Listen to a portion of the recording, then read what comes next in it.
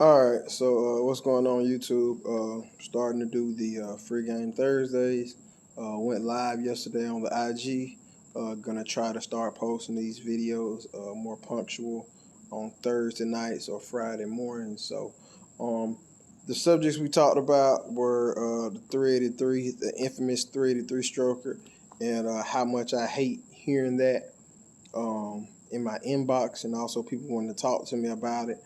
Um, Long story short, a lot of people have a big misconception about it. They think that a 383 stroker is a 355. They think that a 383 stroker is a 350 bored over. That's it. Not knowing it has a 400 crank. Then you need rods, you need pistons, you got a board, and you get tied up into what I consider a good bit of money uh, for the small amount of horsepower you're going to gain.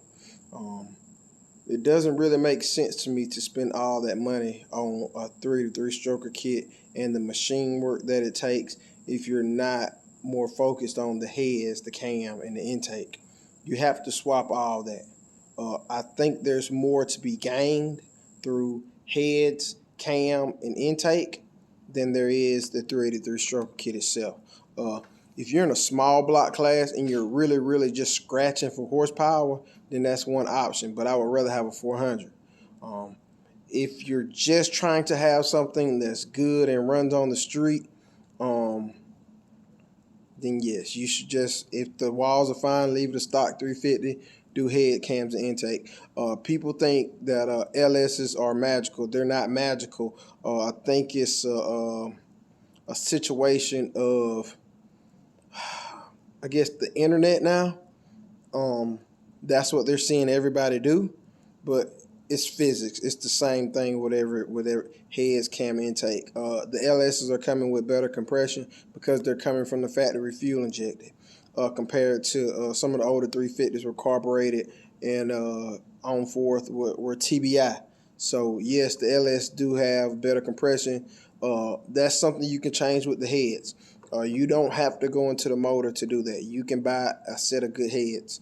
Also talked about that the small block Chevrolet rods are better. It's a better material and a thicker rod bolt. Everything that I build LS wise, it's ARP bolts. I go to the chrome moly instead of the stock LS. Even the Gen 4 stuff, it doesn't matter. The bolts are trash. You talking about going from a 3/8 bolt to a 5/16 bolt with the LS stuff. It doesn't make sense to me. So to me, the small block stuff is better, stronger. It's stronger stuff. I know it does not make the horsepower because it does not have the compression. It does have the cubic inch. If you look at what a lot of people are doing, 5.3 out the junkyard stuff, that's a 325, compared to having a 350, or some of the older stuff was a 349, depending on how you want to do your math. So yes, the cubic inch is there. It's just the compression is not there. The cam is not there. The intake and the heads are not there. That's all stuff you can change while the short block is still in the car. You can pull the top end off and do all that while it's in the car. You don't even have to pull it out to do those upgrades. And I imagine it's at least 200 horsepower there to be gained from a good set of heads, a cam, and an intake. You could gain an easy 200 horsepower.